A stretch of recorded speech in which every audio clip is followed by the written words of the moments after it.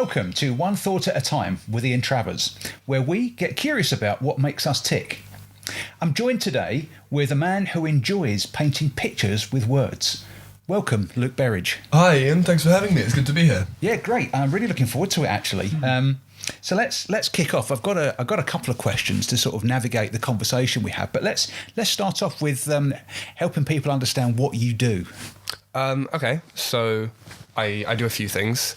I'd say my main job at the moment is I'm the head of development at Polychrome Studios, a startup filmmaking company that does documentary, branded content, actor show reels, basically anything a client wants, we will get done for them.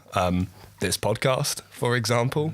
I also write and crew on narrative shorts, and other than that, I am a rather lackluster student at the University of York. Great stuff. Well, look, what would be really good to start us on our journey is to help us understand, how did you arrive here? How did you arrive at York, Polychrome Studios? If we can follow the thread back for as far as that thread is memorable, where did it all start? Well, I guess it goes back to as far back as I can remember. Yeah, this is somewhere that I never thought I would end up at when I was a child. My dad owned his own computer repair company, so I grew up around computers. Whenever there wasn't someone at home to take care of me, I'd just go to work with him and he'd pay me £2-3 to box up nonsense. I'm pretty sure he didn't actually need it doing. He would just send me into a corner with a bunch of metal things and say, order them. It might have hindered his work for all I know, but... And did you enjoy that? Yeah, it was spending time with my dad, I thought. It was. No, because he'd just shove me off and then he'd do his work that he had to do. But no, yeah, I think I enjoyed it. He used to set this challenge. It was a challenge. I call it a challenge, but it isn't. It was impossible. He had somehow imprinted like a £2 coin into the concrete floor of the garage he worked out of and said, if you can get it out, you can keep it. That was impossible without power tools, so I could never do that. But yeah, I did enjoy it. So I guess I grew up around computers, and because of that, it inspired me to take computer science at school. And for the longest time, I thought I was going to be a programmer. I was really big into video games as a kid, so I guess my dream was make video games for a living. I don't think I quite understood what that entailed as a child. I thought it just meant clicking on Mario and putting him in a different background. But then when it came to picking my GCSEs, obviously I picked computer science, and I didn't really know what else to pick because I was so enamored with this idea of becoming a programmer. That's all I thought I was going to do. And my drama teacher at the time told me to pick drama. And I thought, okay, sure. I don't really care what my other options are. Drama sounds easy. So I took drama, and then it got to the stage where I realized that drama was the subject I looked forward to the most. And this was a very difficult thing to discover where I was being taught. I attended an all-boys grammar school in South London, and this was very, very typical. I tell people don't believe me where I say the things we used to do. This old hall made of stone, the outside had a statue of a lion and a unicorn. We used to have flags of the different houses above all the cups they won. Everyone's names would get etched in like gold plating into the wall whenever they won some big award. We used to chant our Latin motto at the start of every assembly in the morning. It felt like Hogwarts or this ancient institution that really shouldn't exist in the modern day. Yeah. And because of that, it was this extremely traditionalist, toxic, elitist environment.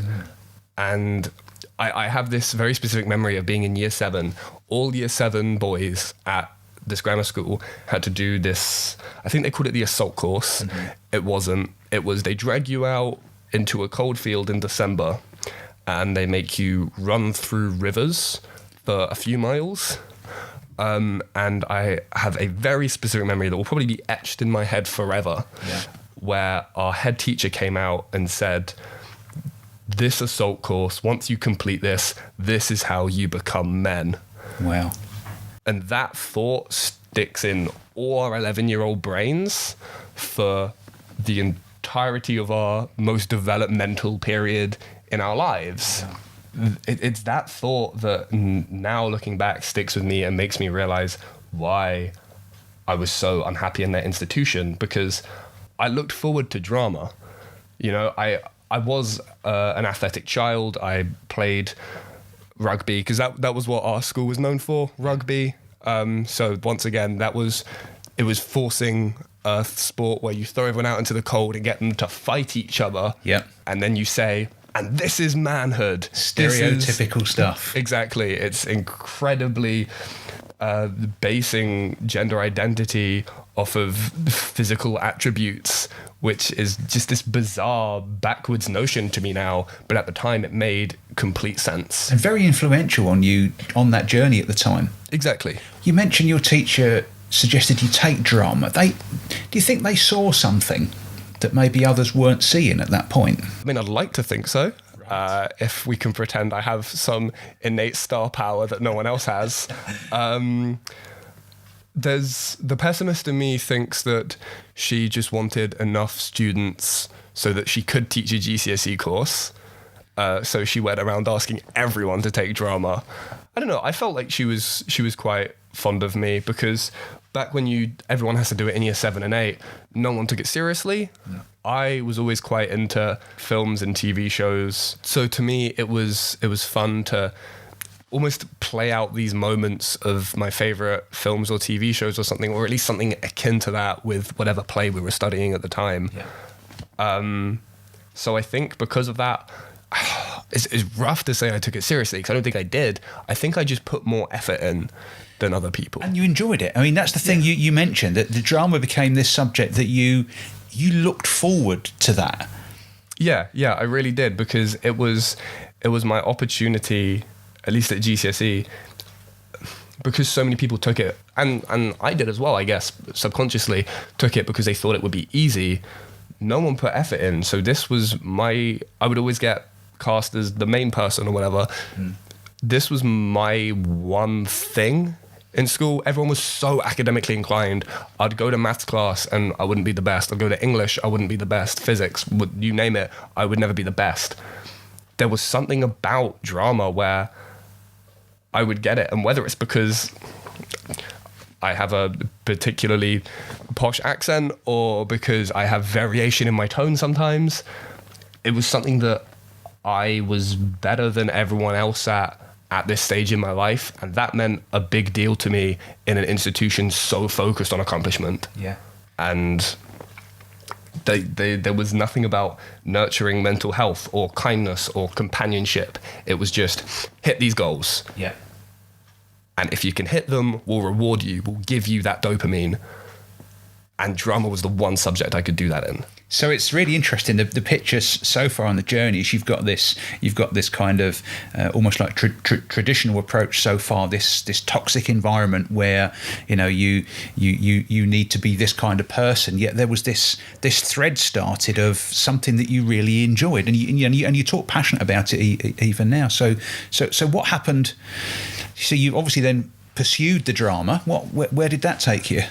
Well, around year 11, I was having extreme struggles with my mental health, and I realized I just needed to get out of that place. I needed a change, a fresh start, because I didn't know what was causing it, but I think I mostly blamed the school, and I thought if I could get a complete restart, then things might work out better for me. Mm-hmm. So I looked at my life, what do I enjoy? Turns out I don't enjoy programming as much as I thought I would. I enjoy drama. And it's this absurd path with no safety net. But I thought I really wanted to give it a go. So I auditioned for the Brit School, got in, and then their admin team forgot to tell me I got in until 3 weeks after I had joined a different sixth form. They just called my mum up one day and said, Luke hasn't been showing up to school. And my mum went, he doesn't go there. So that was fun for me, but it's something that I can't say that I could regret it because it wasn't my fault. It's not something that I wish had happened, because realistically, what I know about the Brit School now is unless you're Tom Holland or Adele, you're nobody. Yeah. So I went to a comprehensive, which taglined itself as with a specialism in the arts. Okay. So I took drama because that's what I enjoyed. I took English literature because I like to think I'm good with words. And then on the open day, I noticed they did film studies. And film studies struck me as English literature, but with films, which meant I didn't have to read. Mm-hmm. So that was a much more enticing path. And then it clocked on a few months in that film studies was now the subject I looked forward to the most. Right. Because... So it had taken the place of drama. It was kind of just sort of honing in and following a passion. And I still very much enjoyed the other two subjects because everything was revolving around stories, and I guess it started to click when I got older that I wasn't enamored by a specific discipline. I just enjoyed stories and telling stories and analysing stories and what they mean and character, and that's what I wanted to do. But film studies and film was the one that, I don't know, there was something about it, whether it was its accessibility or the fact that it was the ultimate combination of every other medium. That is what struck me as being the goal, the dream, film. It's interesting. You mentioned something there which just kind of sparks an interest in me there as well. You talk about this, telling stories. And I know, from a lot of the stuff that I get involved in, this ability to convey a message through telling a story, I think it's hugely powerful. It's really interesting to see how you arrived at that. But I think storytelling is really, really powerful. And in my mind, that's what people connect with. If I have a moral message that I want to explain to people, then I could do that, but no one's going to pay attention because they have no reason to care. Yeah. I'm just some guy telling them what I think. Yeah. You create a story, you give them a reason to care, and by the time you've told them your moral message, they realize that they actually care about it because they got themselves invested in these characters, in this world that you created. Yes. And that's how you, almost like manipulatively or subconsciously, insert your worldview on them. And I guess that's more of a case with more didactic stories. But the second someone gets invested in this fictional world that you've created, you kind of have them in the palm of your hand. And that's when you can talk about the things you actually want to talk about. So far, we've come from this toxic environment. You enjoyed drama, followed that thread. Now we've got to the point where film studies has replaced that as your passion. That was your most enjoyed spot. So what happens next? Every transformative stage of your life, every time you move to a new stage, I like to look at where I am and the things I've done and what have I enjoyed the most. And when I realized that stories and film, this is what I wanted to do, I looked back to a point when I was 16, where my drama teacher, who's going to come across in this story as extremely pushy, but she was lovely. She got me to enter a playwriting competition. Mm-hmm. I don't know why. I think she just wanted a submission from the school, probably for some arbitrary reason that I was never told, and she wanted me to do it. And I didn't really take it seriously because it was just something that like I said, I wasn't a very good student. I skipped class a lot. I was probably too busy doing other things, whether it was playing video games in my room or hanging out with people in a park, being a delinquent. I was procrastinating writing this play until the night before the submission, and I threw something together based on an idea I once had of when you die, you get to pick between heaven and hell, and for whatever reason, this main character is the first person in history, all of human history, to pick hell.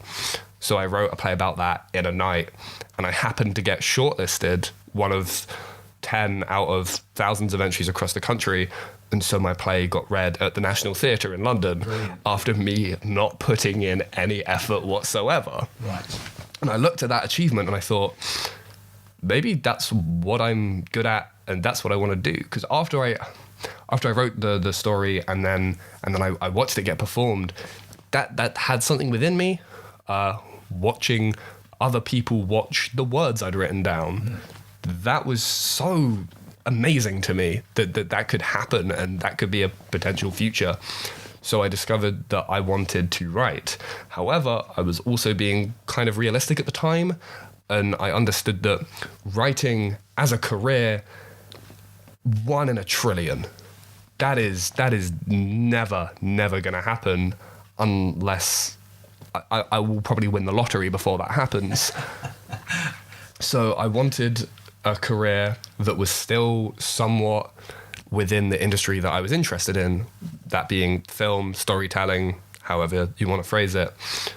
So I started doing a degree at the University of York for film and television production, which then I met a few people in group chats and whatnot before, one of them being your eldest, Charlie Travers. Yeah.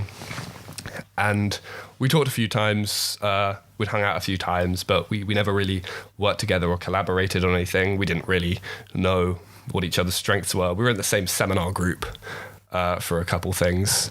Then Charlie and I, we started working together completely by luck.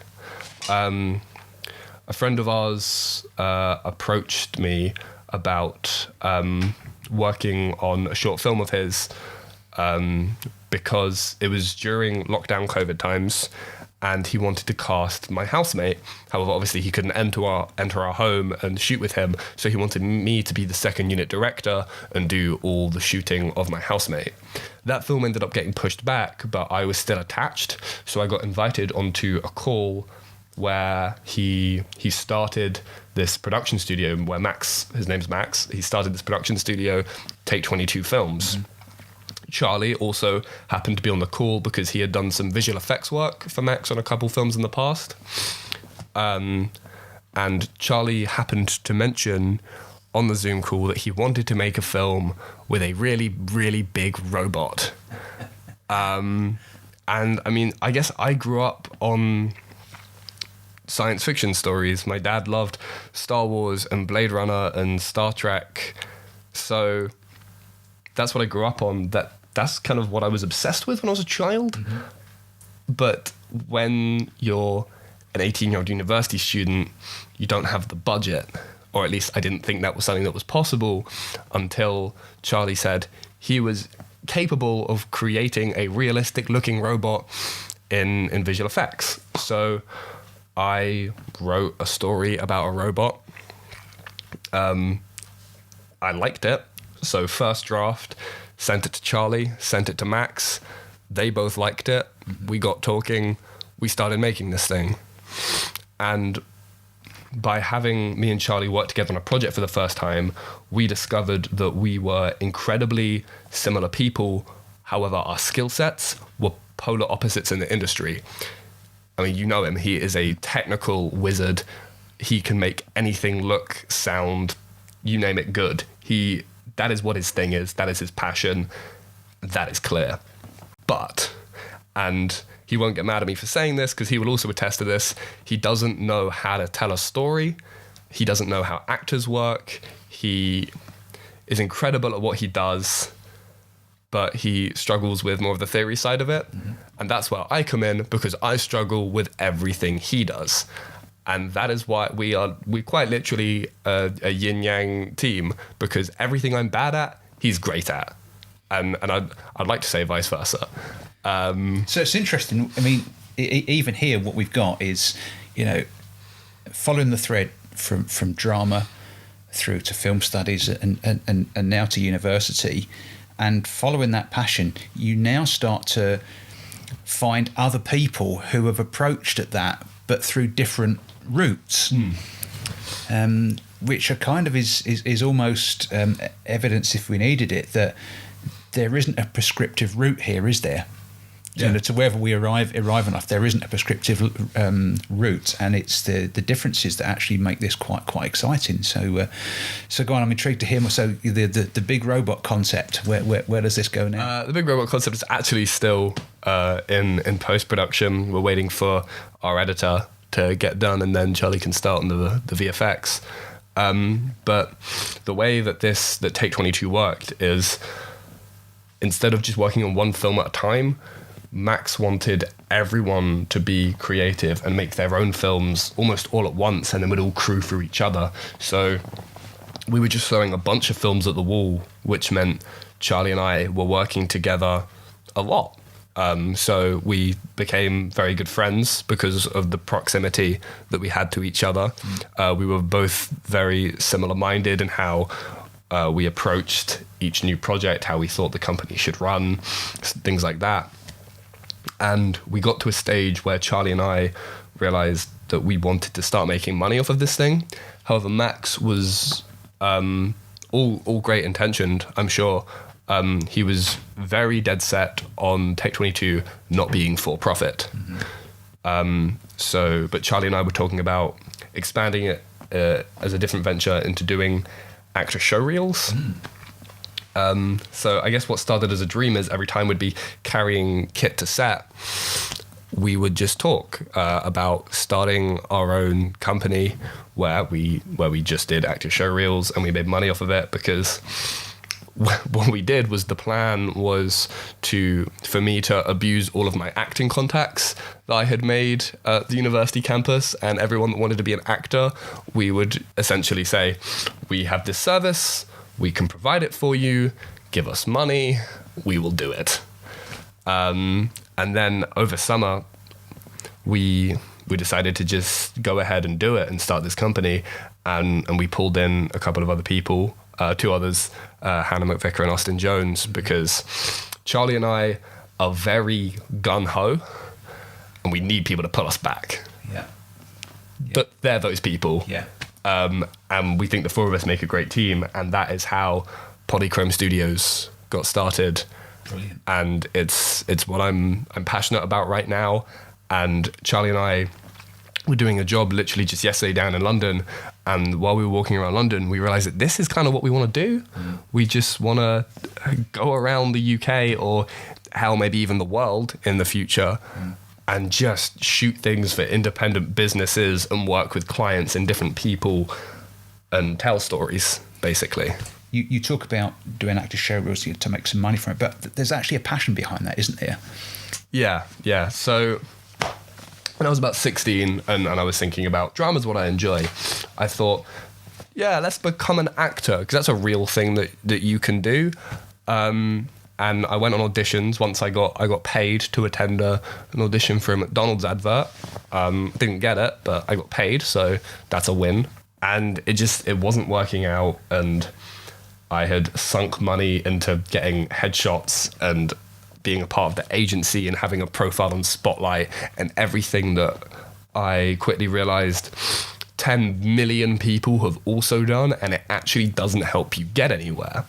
The industry abuses these people with dreams, because they know that we will sink whatever we can into this dream for people's idea of fame and fortune and being Tom Cruise or whatever. For me, it was, I want people to find representation and get noticed by casting directors without having to sink a ridiculous amount of money into it. Because one of the issues with acting is casting directors and the top private agencies that you can't just audition for, they want to see show reels. They want to see you doing professional work. However, unless you've already been cast in professional work because you have one of those agencies or you know one of those casting directors, there is no professional looking footage of you. Yeah. So our plan, at least what was when it was just going to be me and Charlie at the start, was I would work with the actors, discuss with them what kind of actor they wanted to be, what they wanted to show off, then find scenes for them or write their own scenes, and then Charlie would make it look gorgeous, and then that would be their show reel, and it looks like they're in real films or something, but they aren't. because they haven't had the opportunity to be. That is something that I wish I had when I was 16, because when I was attending these McDonald's advert auditions for really pointless, lowbrow comedy, the one thing going through my head is nobody knows what I'm capable of. Well, nobody knows what I'm capable of. That's powerful, isn't it? Because, yeah, how would people know that unless you've had experience and they see you? So the show reels is a way of doing that. It's showing what you can do. That show reel. Yeah, it's in the name. And like I said, because I was in that wanting to be an actor position, and I gave up because I was 16 and I couldn't afford to keep it up. I didn't want to charge extortionate amounts of money because I didn't want to be part of that just capitalist machine where we suck money out of people that are trying to do something creative and make something of themselves and do what they want to do. So we were going to, and plus we were just students. Yeah. So we were gonna make these showreels for people at what we believe are reasonable prices. And it wasn't, and as much as we did want a job and there was some monetary drive behind it, for me at least, there was a passion there about helping people that were in the position that I was in a few years ago. And that's, I guess, so Polychrome's mission, if you like, at the minute is to find ways of helping those people. I don't like using the word the underdog, but the alternative route. Those people who maybe haven't got the capital or even the support network to break into this kind of area. These are the people you're looking to help. Yeah. And I mean, some subconscious part of me has always mildly resented people with these safety nets and these connections, because when I was at the grammar school, I was there as one of the few low-income, free school meal kind of students. Everyone else was phenomenally middle class, and they knew people, and they could afford to go to places that I couldn't afford to go to. And it kind of isolated and ostracized me in a way. And I still had friends, and they didn't do it on purpose, but they didn't realize that I couldn't afford what they could afford. So in the back of my mind, there's this idea of privileged people who don't realize they're privileged really sort of irked me. And that's why I wanted this mission to help people that didn't have those connections. And that's why Polychrome, we want to do so much work with independent businesses, because we're in a corporation-dominated environment. Mm-hmm. Our only shot is if we help each other. Yeah. Because if we repost an independent business and they repost us and we each have 200 followers, now we can both get 250 followers. And that's just a stepping stone. And somewhere in there is going to be that person who's got that dream that maybe they don't think they've got a hope of achieving, and maybe there's just that bit of hope that you can help. Luke, it's been an absolute joy talking to you and hearing you talk passionately about that thread and that journey. It really has been brilliant. I've really enjoyed it.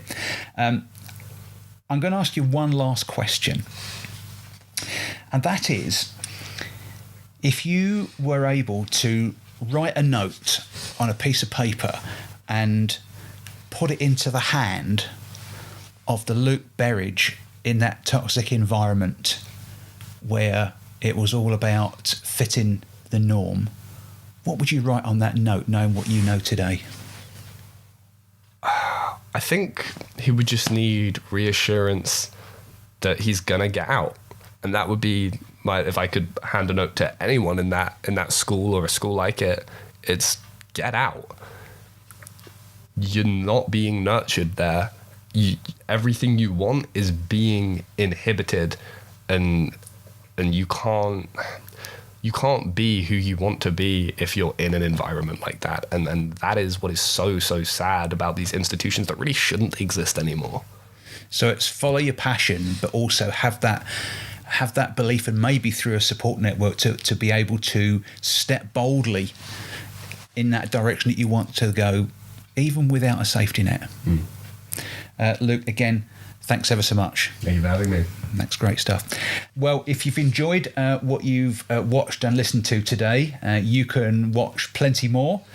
To do that, you can follow us on our various socials, which we shall put in the comments below. You can visit thinkingitbetter.com. You can follow me at Ian M. Travers or at Thinking It Better.